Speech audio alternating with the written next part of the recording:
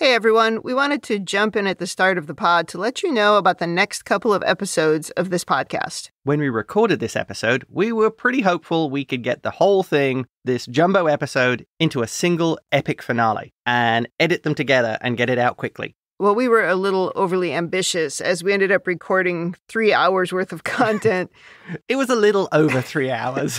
Oh my gosh, which needed so much editing. Our intent was that we would actually get them both out on the same day or maybe within a day or so of each other. But, that's what we wanted to do, but we were being crazy. There was a lot to talk about. So instead, we will be releasing the finale as 2 separate podcasts over the next 2 weeks. This week, it will be part 1, where we cover about half of the final episode. And then next week will be part 2. And that one is quite long. It's a little over an hour, and it wraps up the episode along with our full over-analysis. And there's lots and lots. So I don't think you would want to miss that. Yeah, we debated whether or not we should cut it down to an hour just to get it out. And we decided, no, you want to hear the whole thing. And so you shall. Hopefully you've been tuning in to listen to us talk about Star Trek. And there's a lot of talking about Star Trek in that. For today, though, here is the first part of What You Leave Behind, Season 7, Episode 25. Hello, Star Trek fans. Welcome to the Rebinge Deep Space Nine podcast. My name is Kim. And my name is James. And we've been watching Star Trek Deep Space Nine from the beginning, one episode at a time. Well, welcome back to the podcast. To the very last podcast? Not exactly, but the very last episode of Deep Space Nine. Yes, we are coming to the end of this monumental journey. Although probably more monumental for you, because I've already seen it. We have arrived at Season 7, Episode 25. Now, this was a 2-hour episode when it aired, obviously with commercials. It's a supersized episode, so to give ourselves a break, we're going to split this into 2 parts. Yeah, so instead of having one giant 3.5-hour long podcast, you can have 2 smaller chunks, which are much easier to listen to. The joke will be on everybody if they're both 2 hours of recording, which could happen. The notes for the second part are quite long. It's possible. It is possible. Well... So you've made it, Cam. I have made it. There were really only a few dicey points where we thought I wouldn't continue, but we made it. We made it all the way to the end. And did all of them involve the Ferengi or Julian? Yes. Wanting to give up really only happened during 2 Ferengi episodes. Julian irritated me, but he didn't make me want to give up. Yeah. They were asking me in the Talk Through Media chat what I thought now that I was done with the whole series. And we're going to have some wrap-up episodes to say that. But I think people just want to know if it's displaced Star Trek The Next Generation as my favorite show. And should I give that spoiler or not? Well, is it even a spoiler? No. I mean, you can't displace your favorite Star Trek. That just doesn't happen. No. But there have been many things on this show that I've loved. And when we do our wrap-up episodes, we will talk about those things. Well, you said one of your favorite Star Treks was a Deep Space Nine episode. Yeah, there's a couple of them. Once we got through Once More Into the Breach as well, I would add that to the list. That was a fantastic episode. Well, Season 7, Episode 25 is entitled What You Leave Behind, and it aired June 2nd, 1999. God, you remember when the TV season used to go from September to June? Do they still do that? Yeah, when it seemed to be dozens of episodes instead of, you get 8 and that's it. I mean, maybe they do still do that. I don't know. We don't watch cable, so we don't have any idea. We only know that streaming does like 8 episodes, and you have to make it last. Yep. Well, before we get started, here's anything you want to say about last week's episode, The Dogs of War? No, it was perfect, and it did not feature any dogs or targs. True. It coincided in our watch just perfectly with the appearance of Rom as Nagus on Lower Decks. Yes. So we accidentally did that just right. That was very serendipitous timing. Yeah, one of our listeners emailed us to warn that there was a spoiler in the Lower Decks episode, but we had already watched it by then, so... That was very nice of them. It was very nice, yes. Much appreciated. I'm glad that other people became invested in not spoiling things for me. That was actually quite funny. A lot of our emails would do that too. Like, I don't want to spoil anything. It's like, good, because then you're banned. That's what we would tell Atiba. If it's going to spoil anything, it's going to be banned. You also got to watch the Deep Space Nine episode of Lower Decks. Oh, right. Yeah, because you banned me from watching that when it originally came out. Yeah, so I did get to watch that. But there really weren't any spoilers in there. I think you were just concerned that I would find that Cisco wasn't on it, and then I might start asking questions. Yes, you're very inquisitive. I can be, yes. Well, we have a lot of notes. There's a lot to talk about. And a lot happens. So we probably ought to get started. Over to you, Kim. In the cold open, the last cold open.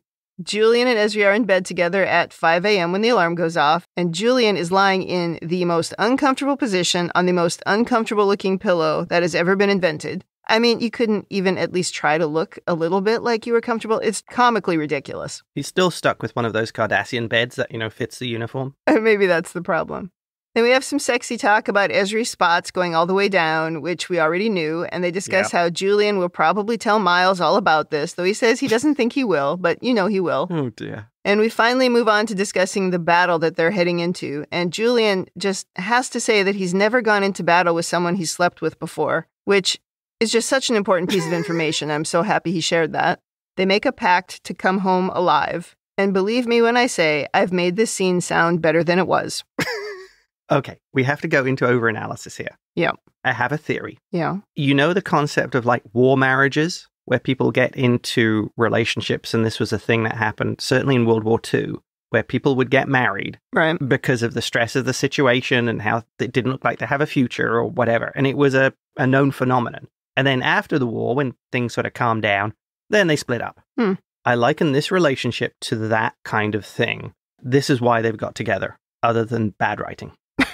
I think it's mostly bad writing, but okay, I'll accept your analysis. And then when the war's over, that's not going to last. Off to Miles preparing to leave for battle, and we have an appearance by Keiko. That's a surprise. Yeah, she dropped her invisibility cloak. You can actually see her again. And in the season-long problem with bad hair, enter Keiko. Oh my God, this wig she is wearing is bad, bad, bad. It is so bad. Oh, dear. We find now that Miles's giant Alamo model is taking up half of their quarters. I guess he got kicked out of Quarks with it. Yeah. He says he could maybe give it to Julian, and Julian's quarters are pretty small, so that'd be funny. Couldn't he find a cargo bay to put it in? He is the chief, so surely he can pull some strings. Then we find out that Miles has accepted a teaching position at Starfleet Academy, and when the war is over, the entire family is moving back to Earth. Molly and Keiko ask Miles why he hasn't told Julian about this yet. Miles says he'll tell Julian when he thinks he's ready to hear it. And before we leave this scene, Molly has figured out that it's a toy. The Alamo? Yeah. Oh, yeah. Because everybody knows it's a toy. They're just pretending it's something else. It's a collectible action figure. Now over to Sisko preparing to leave, and we find Cassidy suffering from morning sickness. Her hair is also questionable. I don't know if you noticed that. It's super flat on top. I don't know what's happening. Maybe the hair person left the show this season or something. They fired the hairstylists. Yeah, maybe. Cassidy asks Sisko to promise he'll come home from the battle, and he says he promises. Just as Cassidy runs off to vomit, Jake arrives to walk his dad to the Defiant. He asks about Cassidy, who comes out of the never-seen bathroom saying, "Reports of my death have been exaggerated, but not by much." Oh, she looks pretty rough. She tells Sisko to hurry up and come back, and then she runs off again to vomit. Oh. It's so much fun to be pregnant. I will never know. No, you won't. Now on to Worf heading to the Defiant, and Odo joins him. Seems Odo is going along on the mission. Worf says he hopes they find Commander Kira alive and well when they get to Cardassia. Odo agrees, of course. Well, this follows up that Kira is listed as missing, so they don't know what's happened to her. That's right. Finally, we go to the Defiant, and we are preparing to leave. Sisko says, "Let's end this war," and tells Nog to take them to Cardassia. And we get a shot of the entire fleet heading out, and we cue the theme song. For the last time. Oh, we do get a great fleet shot. There is a lot of ships there, and a lot of different types of ships. Although, it does seem kind of small. Yeah, agreed. It looks like they need a few more. Yeah, I'm a little worried. Over on Cardassia, Weyoun reports the Federation fleet is on the way and will arrive tomorrow night. They have very good intel. Yeah, they always know that. The female changeling says the Jem'Hadar have a motto, "Victory is life," and it fits for this battle because whoever wins today's battle will win the war. But it's tomorrow's battle, but that's okay. Yeah, well, it's close enough. She tells the Breen commander to fight well, and then Romulus will be his to do with what he wishes. And then he squeaks out a reply, and she says, "Yes, yes, Earth too."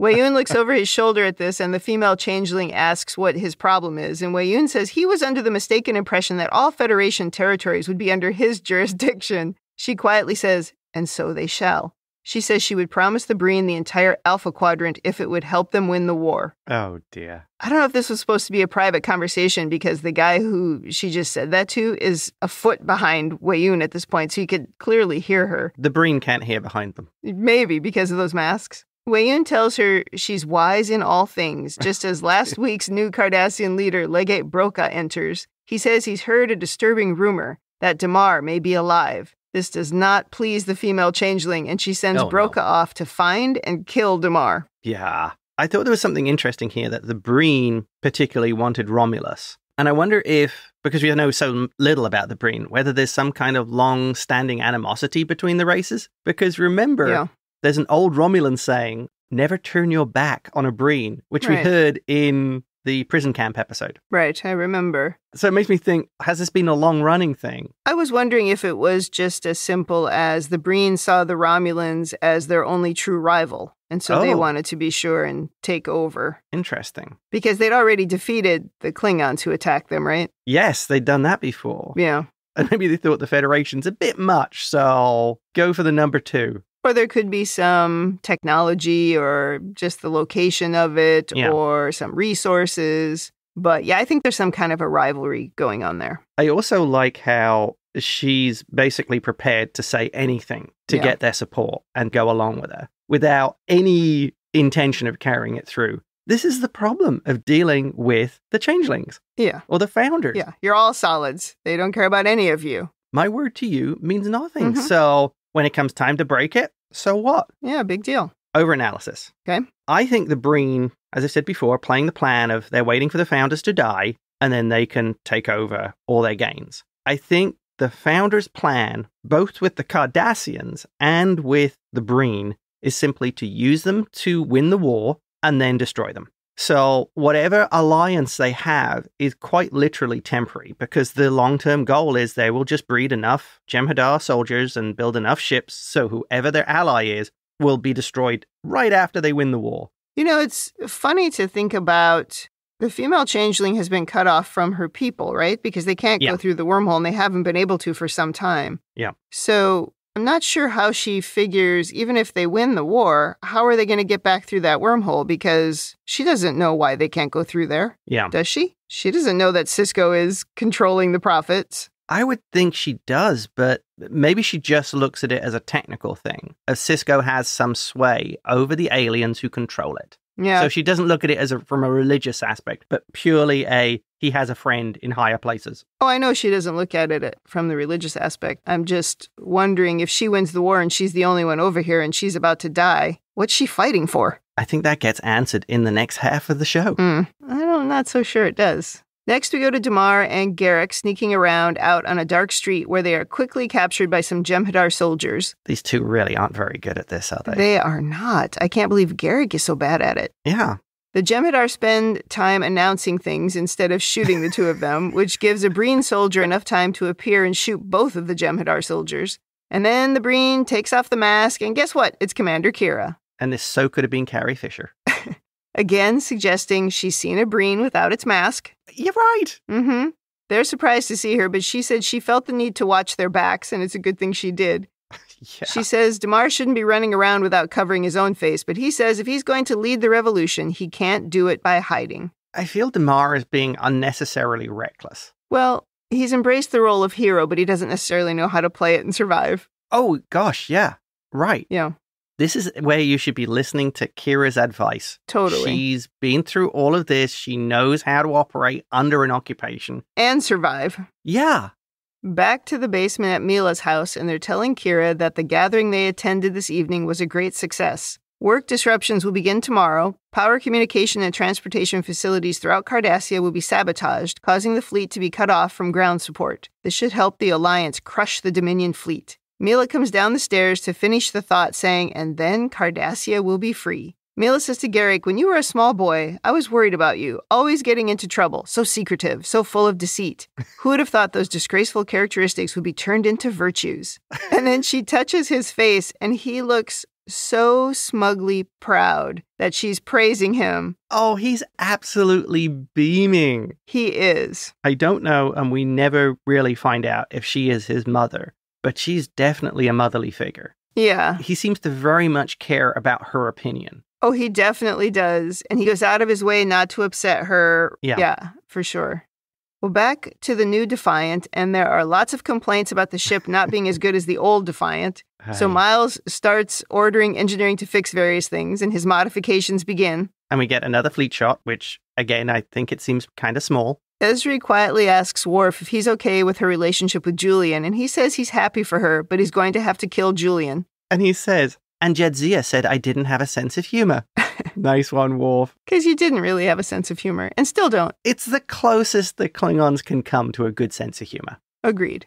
On the other side of the bridge, Miles starts to tell Julian about his new posting, but Julian thinks he's talking about the Alamo model, and eventually Miles gets distracted with his work and doesn't finish telling Julian about his new job. Yeah, that they're going to break up. Sisko and Odo chat about missing Kira. Odo just wants to know if she's okay. Sisko reminds him that Kira is a survivor. Like that. And Odo says this war has to end, and Sisko says it will soon, one way or another. Something I need to bring up is the ship name, the Defiant. They renamed the ship after it was launched. In naval terms, that's considered extremely bad luck. Oh. Yes, you don't rename a ship. There are some opinions that with a purging ceremony to purge the old name, it might be acceptable, but for warships, it's considered very bad luck. Well, it's a good thing this isn't a Navy ship. Okay, that's a get out. So is the bad luck if you build the ship, name it, deploy it, and then rename it? Yes. Or is it any ship, like, because even if there's a ship already that's been out and in use and they rename it, that's also bad luck? It depends. If there's a good reason for it naming, such as it being transferred to another navy, or if it's named after the current monarch and they die, then you rename it. I see. Well, no excuse here then. Well, back on the Defiant, Sisko is thrust into a vision with the Sarah Prophet. They pick their moments, don't they? She says the emissary's task is nearing completion. He asks if it's the war, but she says, you've walked the path the prophets have laid out for you. Don't falter now. He, of course, doesn't intend to. And then she says, know this, my son. Your journey's end lies not before you, but behind you. And what the hell does that mean? Well, I interpret that as the journey is physically behind him. Like back at Bajor. Back at Bajor, yeah. Yeah. Because they shouldn't know before and after in terms of time. But they must have some understanding of spatial positioning, so that's probably what they mean then. Yeah. We're going to have to go with that, because otherwise it makes no sense. And even later, when we find out what happens, it still doesn't make any sense. I suppose they should say, your journey's end lies somewhere in time. Could be the future, could be the past. We don't really understand that. Although I have a lot of questions about the timing of what's going on Bajor, so maybe they actually send him into the past. Oh. He comes out of his vision, and Odo asks if the news was bad, and he says he isn't sure. Because, it didn't make any sense, as always. That's pretty much always what the prophets do. I'm going to tell you something cryptic. And if you don't do exactly what I want, I'm going to tell you that it's going to be terrible. Finally, we go to Bajor with its tweeting birds and sparkling ponds. Yep. Dukat arrives back at Kai Winn's office with his sight restored. He says the Pah-Wraiths have forgiven him, and he wonders if she can do the same. She is not prepared to forgive the war criminal of Dukat. Oh, no. He claims regret, but she doesn't care. He asks if she's learned how to release the Pah-Wraiths, and she says the secrets of the Coast Emojin have been revealed to her. Yay. And then she closes the evil book. She's figured it out. She says she was just waiting for him because she needs his help.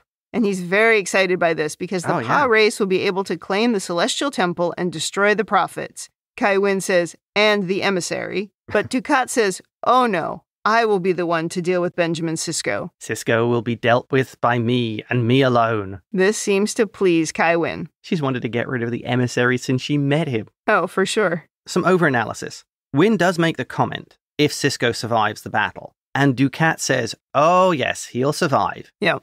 Does this mean Sisko is protected by the prophets? And Dukat and the Pah-Wraiths know? Yeah, I think so. So this means if Sisko does something incredibly dangerous or reckless, the prophets would keep him from harm? I mean, could he just single-handedly take out their fleet because the prophets can't let him die? I mean, that's essentially what happened in the wormhole. Yeah. The trouble is, anything he would do would put others at risk. So I don't think he would do that. I don't think he would take those risks for anybody else in the fleet. You could argue that all the people on his ship under his command know the risks. They're in battle. So he could try completely crazy tactics if he knows he survives. The Defiant survives. Oh, then again, you could look at it as he survives because the ship gets blown up and he's the only one who makes it to a escape pod. And he doesn't know, because what he does know is that the prophets told him he was in for sorrow. Yeah. So I don't think so. I don't think that would go with his character, to just start assuming that the prophets are going to protect him. Yeah. And him surviving, there's a lot of ways he could survive, which was still bad for everybody else.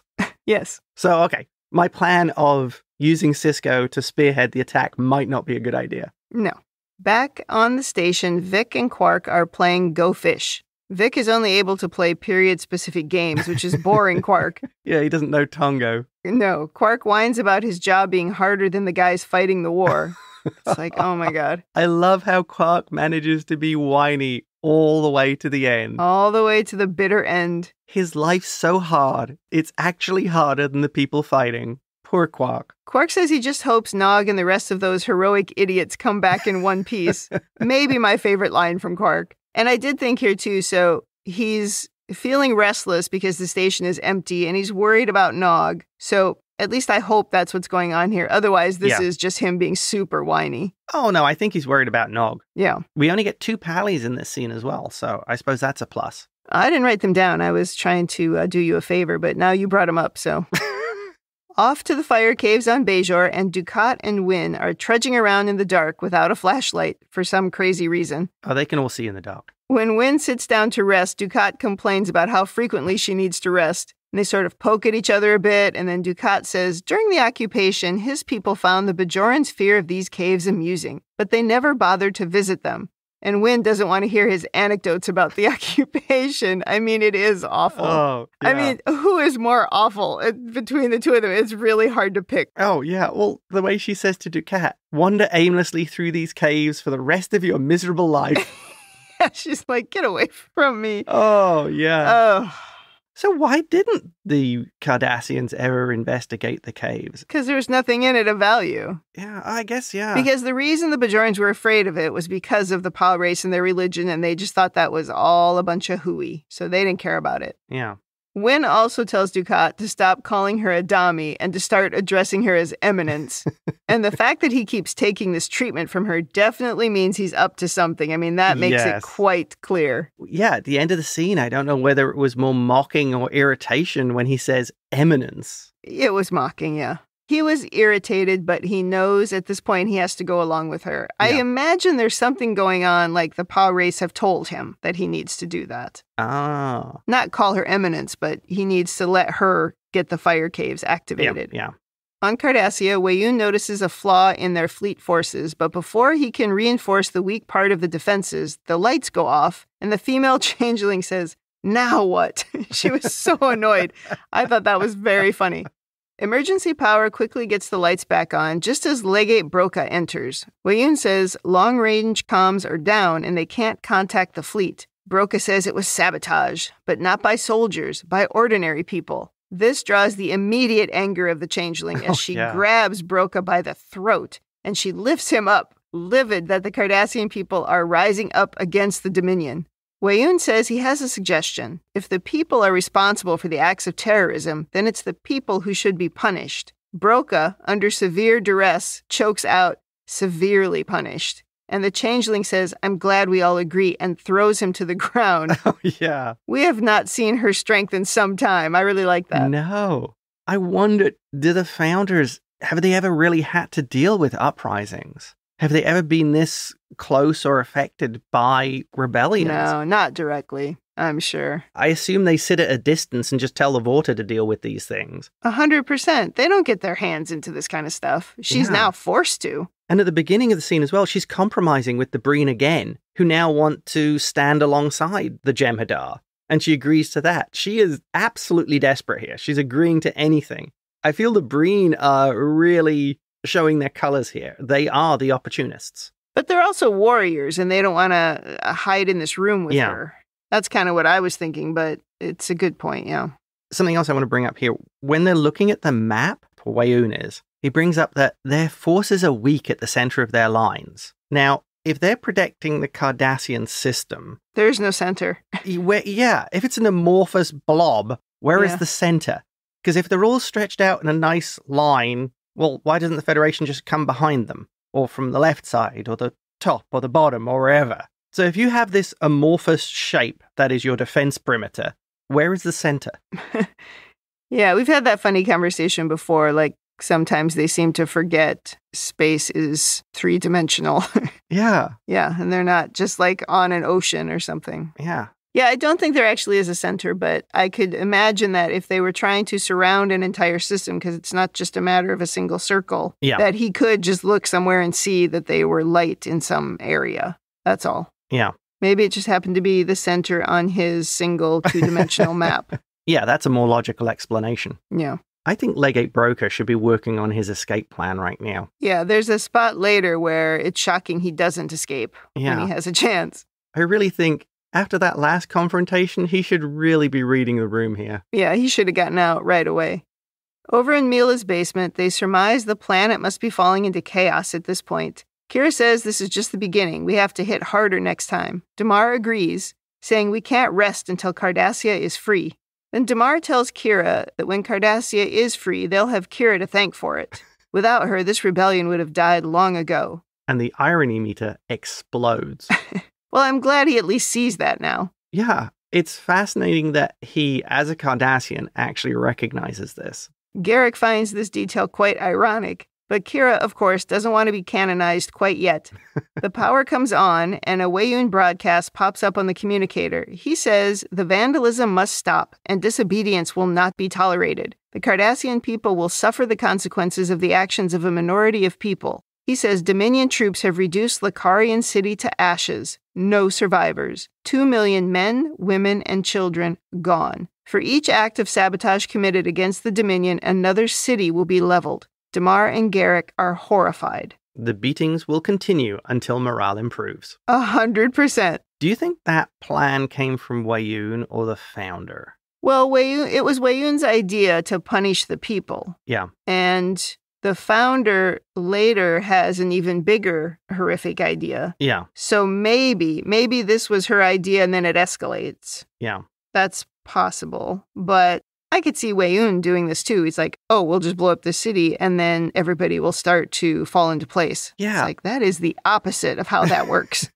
Well, I was wondering whether it was the evil Founder woman because she has no understanding of solids. She's completely out of her depth. And I assume the disease is negatively affecting her cognitive abilities. So she's lashing out wildly. She's never been in this situation before. She's never had to deal with it on the ground. Right. And I think her and maybe the Vorta's only way of handling a rebellion and dissent is to just kill everyone involved. That always worked in the past. Yeah, somebody who doesn't understand people is going to behave this way. We did talk a few episodes ago about how the disease is maybe affecting her. I mean, she's unable to rest, for example, because she can't change form. So, yeah, and then also whatever parts of her goo do the thinking, make her decisions are also infected. So it is entirely possible she's making even worse decisions on top of her already bad decisions because of the illness. But I would see the Dominion as its standard approach, just kill everyone involved. It's always worked. 100%. They think that's the answer. Yeah. I mean, you made the joke of the beatings will continue until morale improves, but that's 100% how they would behave because they have no empathy. Well, and everyone is inferior. Right. Well, Kira says we have to attack headquarters and asks if Damar knows a way in, but he says no. So Garrick says, time for some explosives. Mila says that's suicide, but Garrick admonishes her negativity, so she says she'll prepare some food. Nobody should die on an empty stomach. I like how Mila is protective of Garrick. This is, I think, the third time she's now urged caution upon Garrick. He rejects it, and she doesn't push the matter. Yeah, protective but supportive. Right. Like a parent. Back to the Defiant, and we have a conference call with Martog, Ross, and Sisko. Martog reminds them of his promise to share blood wine on Cardassia when they win the war. As usual, his confidence is high. A magnificent victory lies before us. Yes. I love the Klingons. Oh, especially Martog. He's so great at delivering those. Yeah. And the battle begins as Breen, Cardassian, and Jem'Hadar ships start fighting the Federation fleet. And we have some intense battle scenes and lots of explosions on the Defiance bridge. And if you notice, when they're being chased by Jem'Hadar fighters, Sisko says, evasive pattern delta, which you brought up. Isn't that the one they always use? They do like that one. Back in the basement, and Mila is complaining that Garrick hasn't eaten the lunch she's prepared. Meanwhile, Legate Damar has finished everything on his plate. She says this is why he's such a fine, handsome figure of a man. Kira and Damar find this very amusing, as Damar gives Mila a wink. It was very cute. Oh, yes. I like how she says, politicians, and she gives him that look. But also, they're so clearly preparing us now to kill her off because she wasn't terribly likable until the last couple of scenes, and now you're like, oh no. Sometimes you can see the storytelling just writing itself. Yeah. And here comes the bad news. The doorbell rings, and Mila heads off worriedly to answer it, and you already know what's going to happen. There's a bunch of Jem'Hadar and Cardassian soldiers on the other side of the door, and a few seconds later, Mila's body is thrown down the stairs. Garrick rushes out to her just as a little flash grenade is thrown down the stairs. Hey, finally somebody used a grenade. Yeah, and there's enough of a blast for the Jem'Hadar to get the upper hand and grab Kira while Damar and Garrick are knocked off their feet. It was nice to see somebody using effective weaponry for a change. An actual hand grenade. Next thing you know, they're going to discover artillery and mortars. Well, as usual, the battle in space is going badly. Oh, yeah, that is just a brutal intro. Oh, it's terrible. The Defiant is being flanked by 2 Miranda-class ships. I looked it up. And they just get immediately smoked. Totally blown to pieces. Federation ships are getting the crap blown out of them left and right. Some Klingons swoop in and cause some damage, but they too aren't faring well. Well, if you notice, the Jem'Hadar ships, they're straight up just ramming the Klingon vessels. They're not attempting to shoot at them. They're just ramming. Julian is trying to treat an injury that Miles has sustained, and weirdly, Miles picks this moment to tell Julian he's moving back to Earth after the war. And we get a little self-sealing stem bolt joke here as a callback to season 1. I did think that was cute. Yep. Well, officers would have no idea what a self-sealing stem bolt is without Miles. Without Deep Space Nine. Admiral Ross calls to say the Romulan line is collapsing. Sisko has taken notice of the weak spot that Weyoun noticed earlier, and they agree Sisko will attack the weak spot, in the center. And Ross and Martog will assist the Romulans. Oh, dear. Down in headquarters, the Changeling is getting increasingly annoyed that comms are still down. Broca enters with good news. Damar has been captured. The Changeling doesn't want any prisoners. She orders them all executed immediately. Big drama into an ad break. Oh, yeah. After the ad break, we're back in the basement. The Jem'Hadar look weirdly blue in the scene. I didn't know if it was the lighting or if the alpha Jem'Hadars are blue. I don't know. Garrick asks if anyone has any last words before they're executed, but the Jem'Hadar, instead of shooting, say they're not allowed any last words, and they get ready to fire. But just as they're about to execute Damar, Garrick, and Kira, the Cardassian in the back shoots the Jem'Hadar soldiers and says, "That's for Lakarian City." And then he pledges his life to freeing Cardassia. Damar says, "With men like you on our side, how can we fail?" Killing millions of your allies' civilian population probably doesn't strengthen the alliance. No, it's like the worst idea. And also the Cardassians are right behind the Jem'Hadar. And still, one of the Jem'Hadar managed to take out a Cardassian. Yeah. I mean, you should have shot him when they were going down the stairs. Right. It's sort of like you chose that moment to rebel. Yeah. I guess he didn't know Damar was down there until they got down the stairs. Oh. They were just beating up a normal old lady. Yeah, that's like a normal day at the office working with the Jem'Hadar. Back to the disastrous battle. Julian takes Miles to sickbay as the Defiant continues to get pummeled. We do see a great shot of a Galaxy class just firing at everything. Yep. Sisko tells Nog to get them out of there, and he says he's trying. But just as a Breen ship is about to finish off the Defiant again, we see the Cardassian ships begin to change sides. They start destroying both Breen and Jem'Hadar ships. Finally, some good news. And Sisko says, this is our chance to punch through. I guess somebody must have told them about Lakarian City. Well, that's because back at Dominion headquarters, Weyoun says long-range comms are back online. Yep. It's about time, the Changeling says. But oh no, everyone is going to wish she didn't get the next piece of news. Weyoun reports that the Cardassian fleet has turned against us. Broca, standing in the background, should have immediately run out the door. I don't know why he just stays there. Oh, I just got a call, gotta leave. Oh my god. The Changeling says we should have rid ourselves of the Cardassians at the first sign of rebellion. And then everyone turns and looks at Broca. He claims his loyalty is to the Dominion, but she has him taken away as he shouts. I think I know why Broca got that job. He's dumb as a brush. Yeah. That guy is not smart. I think he actually was loyal to the founders. Yeah, that proves my point, I think. Yeah. Priceless Winn as well, because after they drag Broker out, he says, I won't miss him. Oh, that was funny. I don't know why. He was a toady just like you. Yeah. Fun. Oh, well, he was a rival toady, and I could see a toady like Winn would worry about anybody else being able to suck up better than him. I guess.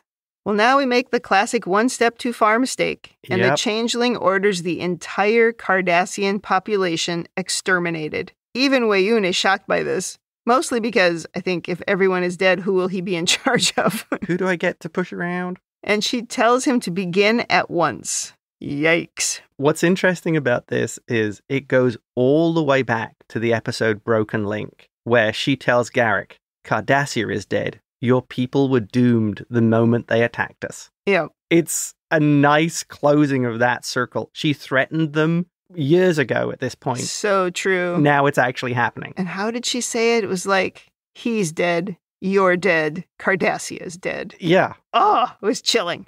Yeah, you're right. Full circle. Back in the battle, the Dominion forces are all retreating to Cardassia Prime. Ross and Martog call, and Ross wants to leave them all in Cardassia Prime, but we already had this argument. Well, if they're retreating, why aren't you chasing after them and shooting them in the butt? Exactly. Well, Starfleet, they're not a military. But when fighting a war, you should at least read military manuals. Well, Ross says we've lost a third of the fleet. That's a significant number of people, a significant number of ships. Yeah. And I think from his point of view, if we continue to lose them, we have nothing to finish them off with. It will be the end of us as well. True. Well, I guess I would say two things. I don't think it's a bad thing for not everyone to just be great at military tactics because they're not supposed to be the military. Yeah. I don't think that's bad. And the other thing is sometimes they throw stuff like that into the story because they need a little exposition and they need to explain what's happening, right? Yeah. Or they need a little conflict or whatever. But because we already had this argument and Ross already agreed to it. Yeah. But I think here they're just saying, here's how much we've already lost because we wouldn't know that otherwise without Ross saying it. Good point.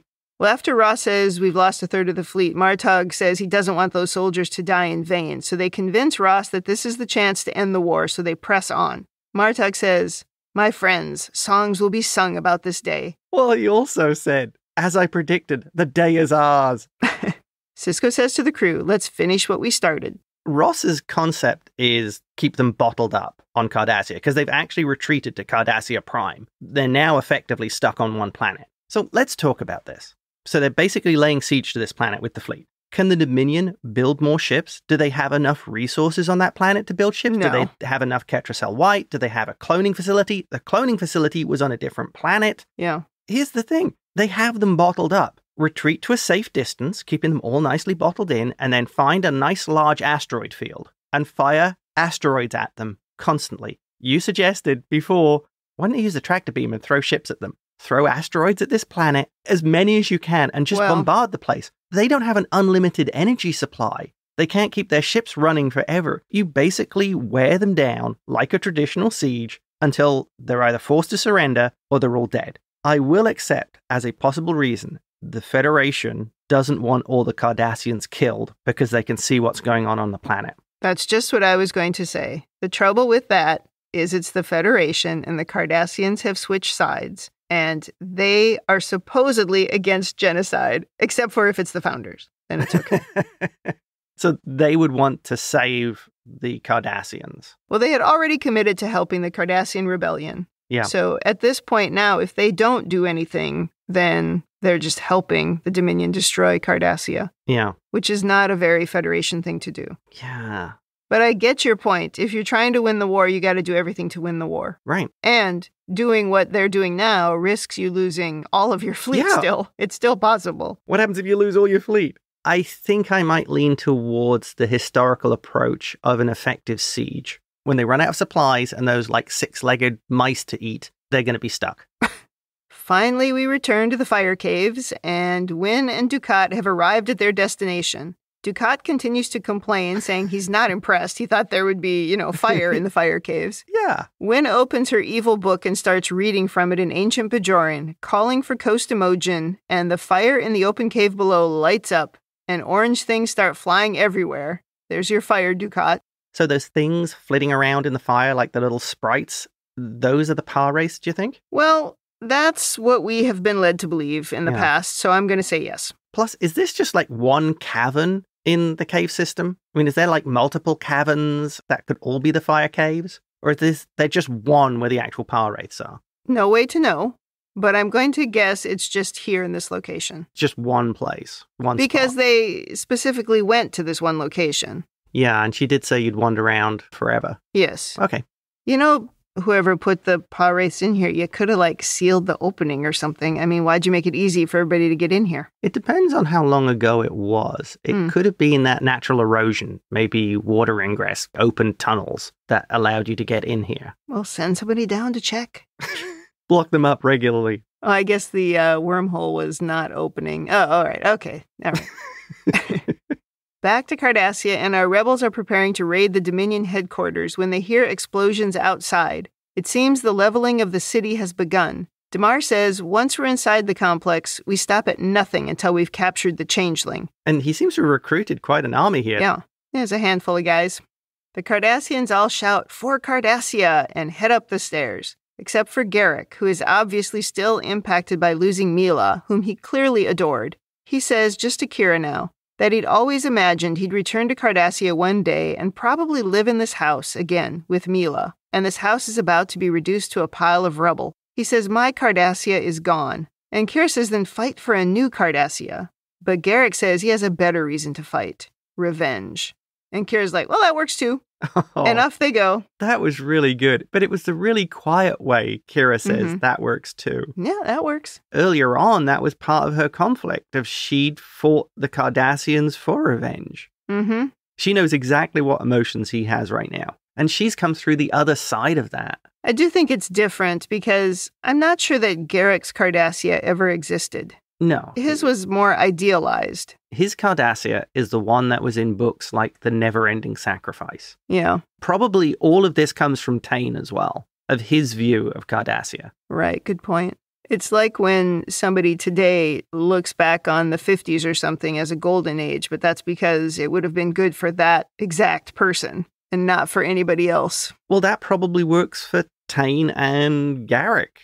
Yeah. Tain would probably have been Garrick's absolute model of how he ran Cardassia behind the scenes. Yeah, that would have been the golden age for them. Yeah. Final thing. Mm-hmm. So the Jem'Hadar, they're destroying the planet. They're destroying all the cities. How's that going to help building a fleet, cloning Jem'Hadar, resisting the Federation? They're shooting themselves in the foot. Ross's plan's looking even better now. 100% of the plot has been lost. Back in the fire caves, Winn removes her Kai robes and throws them into the fire and says, I rid myself of the prophets and shed a lifetime of hypocrisy.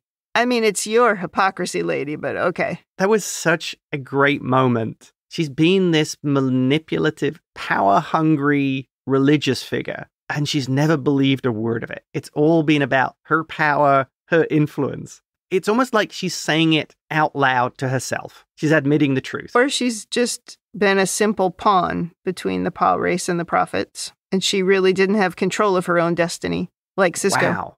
That's a really generous interpretation of her. Well, you know I love her. She's my favorite Star Trek villain. That's a really good point. Is she part of the destiny of the emissary and the Pah-Wraiths, and none of this is really her free will? That's what I have come to believe. Wow, that really changes the character. I had thoughts about that way back to the whatever that episode was with the battle. Yeah. The Reckoning. But not until we got all the way to the end of this episode did I start going, this was going to happen to her all along. It didn't matter what she did. So that's awful for her. It is awful for her. I view her as a tragic figure at the end of all this. What's interesting here is that changes everything. That means that she actually, crazy as it sounds, it makes her innocent. That's right. If she's not able to make a different decision than what this destiny is, then she's just a pawn. Wow. That's an interesting take. Thank you. Well, Dukat and Winn, the two of them are smiling and giggling. I mean, it's really uncomfortable. She's really enjoying it. She grabs him and kisses him. He says she's radiant and asks if she gives herself willingly to the Pah-Wraiths. She says, with all my heart, and she opens the book and starts reading again. She's positively giddy. Very scary. And Dukat as well seems to be enjoying this. Back in the battle, and somehow we have only 3 dead on the Defiant after all that. Worf reports phasers are charged, but they're down to 45 quantum torpedoes. Odo reports that the Dominion is destroying Cardassian cities now. Millions are dying. They approach the Dominion defense perimeter and find a concentrated wall of enemy ships and Cardassian mines. There's a lot of ships. Yes. Down at Dominion headquarters, Garrick discovers the door they're trying to blow up is made of neutronium, which will render their explosives useless. Garrick gets the giggles at this, like they've come this far and they can't get a door open, and they all start to laugh through the stress. Inside Dominion headquarters, the Breen want to join the front line and not hide in the war room. So the Changeling agrees that they can go, probably another mistake that she makes. Now, do you think that's really one of those things of we want to leave and be on the front line, or is it more a case of we're heading for the exits? Yeah, we're out of here. Thank you very much. I'm going to leave it to you guys because you've got it all under control. We're good here. Yeah, I don't know. At this point, they have to realize they've lost. Yes, I took this as very much a case of I'm just nipping out for a quick smoke. I'll be back in 5. Although after they leave, Wei-Yun says something about, I still wonder what's on that mask, and she says, a braver man than you. So I don't know. She obviously doesn't think that they're out for a smoke break or out to get away. Well, this is where I, again, wonder about her cognitive abilities of the disease affecting it, are the Breen manipulating her? Like I said... Probably, yeah. They're trying to exploit the situation for their benefit, and now all of a sudden it looks like nothing's going their way. They're straight to the exit. Yeah. And insulting Wei-Yun at this point, it just seems like an unnecessary insult at this moment in time. Well, things aren't going very well for her. No, it's hard to feel sorry for Wei-Yun. Well, now the founder says she won't miss the shrill voices of the Breen, so she's happy to have them out of the room. And then she nearly collapses, and Wei-Yun grabs her, asking what's wrong, and she says, I'm dying. That's what's wrong. He suggests that she revert to her natural state, but she hasn't been able to change form in weeks. She says it's ironic that I should die as a solid. Yeah, ironic and karmic retribution, I think. Yeah, I think that's the definition of karmic retribution there. Wei-Yun says you're not going to die, you're a god. She's finally nice to Wei-Yun. She says, my loyal Wei-Yun, the only solid I've ever trusted. You've served me well. She says she doesn't mind dying, but knowing that her entire race is also dying, and there's nothing she can do about it is the worst part. Wei-Yun says he would give his life to save hers, but of course, that won't help. I feel sorry for Wei-Yun. He's programmed to think and feel this way, which makes everything he says pointless. You don't really care about her. You're programmed to say that. Yeah, he has no free will. I guess the founders like to be told how clever they are. No, they just don't like chaos. And if they can control these Vorta, they know exactly how they're going to react, because they never care what the Vorta say.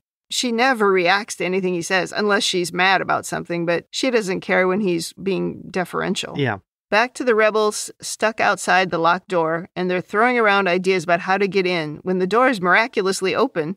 For some reason, the Jem'Hadar have brought Legate Broca out of the cargo area to execute him and 2 other Cardassian soldiers as well. This is great. They opened the sealed doors. Yes. How stupid can you be? Well, the trouble is, the Jem'Hadar are stretched quite thin, so these 2 are maybe not even under the watch of a first. Who knows? Gosh, yeah. Well, they drag them outside, and then, weirdly, they use, like, bayonets to stab them. It was very strange. It's like gruesome. You could have done that inside and then thrown them outside. Or beamed them outside. I don't know. Yeah, leave them by the door. Yep. But the whole time, Legate Broca continues to plead that he is not a traitor, which might be true. I'm not sure. Wow, that guy really doesn't get it, does he? He does not. He's taken all his lessons from Wei-Yun. With the doors open, Damar charges in, guns blazing. Oh, yeah, double-handed as well. Straight power play. Yes. His rebels shout, "For Cardassia," as everyone runs in behind him. But unless you're Sisko, frontal assaults are not usually a good idea, and Damar is quickly shot multiple times. Oh, yeah, this is why straight power plays aren't a good idea. Unless you're Sisko, then it's fine. He's protected by the prophets. Well, I think that's how we could look back on a lot of things at this point. They get pinned down quickly in a spot, quiet enough for Garrick to catch Damar as he falls, while Kira keeps firing. Damar says, "Keep," but he dies before he can finish the thought. Kira reminds them of his orders. We stop at nothing. And the Cardassians all start shouting, "For Cardassia." When Garrick does this in this scene, because he starts it, that totally made me cry. I don't know why. Oh. It's like, I really believe that he meant it. Yeah, I think he did. I think this is Garrick actually feeling real emotion. Definitely. And it was great acting to show it. In the control room, Winn notices the security breach, and the changeling confidently says the guards will deal with it. Winn sheepishly says he sent all the guards to help eradicate the Cardassians. So, girl, that's your fault. That's biting her in the butt. He sends 2 guards out to protect the door, and he keeps 2 inside to protect the Founder. Back to the space battle, and Ross is giving orders that the Romulans and Cardassians will attack the Jem'Hadar, the Klingons will attack the Breen, and the Federation will take out the weapons platforms. Martog, ever the greatest Klingon, says it will be a glorious battle, and Ross describes the casualty projections as high as 40%. I think you need to work on a better plan. That's a bad plan if you're assuming that you're going to lose 40%. At least. Yeah, maybe you don't need a straight power play at this point. Yeah. Sisko says the Dominion is beaten, and they know it, and they're going to make us pay for every kilometer of that planet. So question here. Yep. Why, if they have managed to defeat the fleet above the planet and now have orbital and air superiority, do they actually have to land ground troops and fight the Jem'Hadar and possibly the Breen on the ground? They have the planet. It's not like they're going to be able to make more supplies. Just wait for the Jem'Hadar to die of Ketracel White. Plus, if you see any of them moving, just shoot them from orbit. Yeah, we talked about this. Maybe it was the last episode, but we've given up on that Ketracel White thing. We don't care about that anymore. It's not important. It doesn't seem like you should be fighting a ground war. And also, if your projections are you're going to lose 40% of your people, your plan is bad. Yes. Make a new plan. You need to rethink this. Back to the control room again, and the Cardassians breach the door. Naturally, one Cardassian follows the normal approach of just standing right in the middle of the doorway to get easily shot. Do you think this is in the Cardassian military manuals? Yes. When breaching a room, one of you has to be selected to stand in the middle of the doorway. Hey. And then Kira, ducks in, taking out the last Jem'Hadar. This is why she survived the occupation. And she and Garrick capture Winn and the Founder. Kira tells the Founder to order the troops to stand down, and she refuses. Winn asks what happened to Damar, and when Garrick tells him he died trying to free Cardassia, Winn flippantly replies, "What's left of it?" And Garrick just shoots him. Executes him straight away. Dead. Yep. The Founder says, "I wish you hadn't done that. That was Winn's last clone." And Garrick just replies, "I was hoping you'd say that." Oh. Kira tells the Founder the war is over, but she says the Jem'Hadar and Breen will keep fighting to the last man. When Kira asks what that will accomplish, the Founder tells her, "When this war is over, you will have lost so many ships, so many lives, that your victory will taste as bitter as defeat." And I feel Kira should reply, "And your race will be dead and gone." So that's still a win. Yeah, I'm surprised Garrick didn't have a little quip. Oh, yeah. And I may be more surprised that Garrick didn't just shoot her when she said that. Was Kira standing in the way? Yeah. No, because he shot Winn. Yeah. So he had a clear shot. I guess he knows that they'll just continue killing Cardassians unless she tells him to stop. So I guess that's the point. Right. But there is a thing we never talk about. Odo could very easily pretend to be her. He has in the past, and he managed to fool the other Vorta. Yes. And the Jem'Hadar there. So you just shoot her, and then he pretends to be her, and the war ends. Yeah, we'll gloss over that along with the Ketracel White. Yeah, we'll gloss over that. Odo probably wouldn't want to do that, but he could, is all I'm saying. Yeah. Well, we've reached about 50 minutes into the episode, so I think this is a good stopping point. Well, I think we have some overanalysis we can talk about for the first half. Okay. Now, the evil Founder says this will be a bitter victory. Considering Winn planned for basically killing all the humans on Earth, yeah. If you're a human, I think any victory over them is a pretty good win. Pretty sweet victory. Yeah, she crazy. Yeah. I mean, basically, she's just become this bitter old woman who just wants to kill everybody. Yeah. And she wants everybody to die as miserable as she is. Yeah, she just wants to take as many with her as possible. Yeah. All right, next thing I want to bring up. I think Damar wanted to die in battle. I think his actions were deliberately reckless. He basically wanted to get killed. Losing his wife and son, that pushed him over the edge. So he didn't want to survive. I don't think he saw a place for himself after they'd won. Yeah. And I come to that conclusion because he just charged straight in. Yeah, he did. I mean, there's not much of a Cardassia left for him or anyone to rule, of course. Yeah. But I wonder, too, if you think about the way he and Kira and Garrick have survived, they've been pretty lucky. Maybe he's got a little bit of that Cardassian arrogance back, and he's making bad decisions. Yeah. But I think what you say makes more sense. I'm just surprised that that's the moment he chose Or was he feeling invincible? It was just a weird moment. I could almost see him doing it when they got to the founder. But if he waited till then he might not have had another chance. Yeah. So, yeah, you make a good point. I think he was wanting to die gloriously. Let's be honest, he makes a better legend than he does a living hero. Well, he totally does, yeah. But what I really liked about that scene was after 7 years, Kira remained completely consistent in that moment. And she's just like, he's dead. We have orders. We keep going. Oh, yes. She didn't even take a minute to grieve. Not that she would grieve Damar, but she just went, nope, we keep going. The thing with Kira is I think so much is muscle memory. Yeah. She slots right back into that role. She grew up as a Bajoran rebel. I think that would be with you forever and absolutely ingrained, especially if you started as a child. Okay. But she's learned to temper it, but it's still her character. Right. And the final thing I'm going to bring up in this part is the siege. No, we're going to go and do a final power play and lose 40% of our ships. Yeah. It wasn't even necessarily the Federation ships. It was 40% of their entire fleet. What Ross said was that the casualty projections were as high as 40%. So it wasn't just the fleet. That's potentially even worse then. Oh, no, exactly. It's worse. You're going to lose everybody. Yeah. This is a terrible plan. You need to go and really reevaluate. And you have time. Yeah. Because like you said, they can't rebuild anything. I guess the only thing is they can continue to kill Cardassians in the meantime. That's true. They definitely will. You know, I guess Ross was one of those World War I generals who believed that if you marched enough people at machine guns, they would run out of bullets first or something. You talk a lot about why does anybody look at history? And then you're like, well, maybe Ross looked at it a little bit too much. Ross has a World War I generals on his wall of like, these guys were the best. These guys are great. Yeah. And that wraps up my abbreviated overanalysis. Yes, and I don't have any overanalysis for the first half. I only have a bunch of things to ask when we get through the whole thing. Excellent. There's not much to say about women in the future. I mean, Ezri has no other point than to talk about Julian. Don't need to go over that again. It's sad the way they drove the Ezri character off a cliff. Agreed. The other women in this episode, though, like, let's look at the female changeling. I mean, in the story, she's not necessarily female. Yes. But she projects as female. And, I mean, she's a frightening, consistent villain. Yes. Her performances are amazing. She's just terrifying, that villain. So she's great.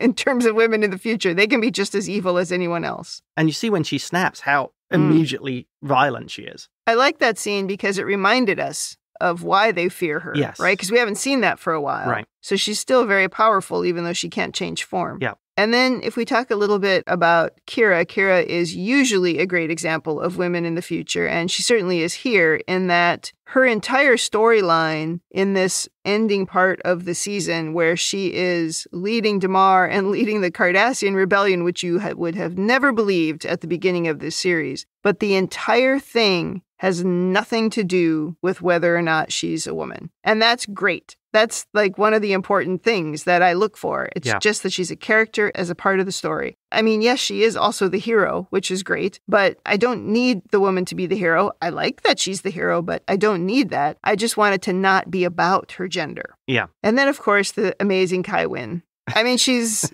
great in this half of the episode. I don't want to say too much about it because there's still quite a bit to come with her. But we talked a little bit about her as a tragic figure. And looking back on her character across the show, there have been many times where she has been sort of the butt of the joke or she hasn't been really smart enough to do the right thing. And here they really show sort of the culmination of all of that in the decisions that she's making, if she's truly making decisions or, you know, maybe she's being puppeted by the Pah-Wraiths. You can really believe at this point the decisions she's making. You don't think, oh, wow, they really took this character off in a different direction. No, they didn't. It's a consistently written character. And the fact that at the end she has finally admitted that her whole life has been hypocritical is incredible. That I thought was a fantastic part of the episode. Agreed.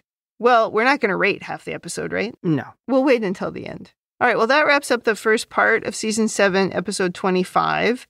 Hopefully, we managed to get Part 2 recorded and all out at the same time so you don't have to wait until next week. So don't panic. It might already be in your feed. Yes. In the meantime, if you'd like to send us your own overanalysis of this or any episode, or the entire season, or the entire series, You can email us at rebingeit@gmail.com, or you can hit us up on what used to be called Twitter or Threads or YouTube at Rebingeit. And as always, check us out in the Facebook group, facebook.com/groups/Star Trek TTM podcasts. Thanks for joining us on the Rebinge Deep Space Nine podcast. That's almost it for me. And that's almost it for me.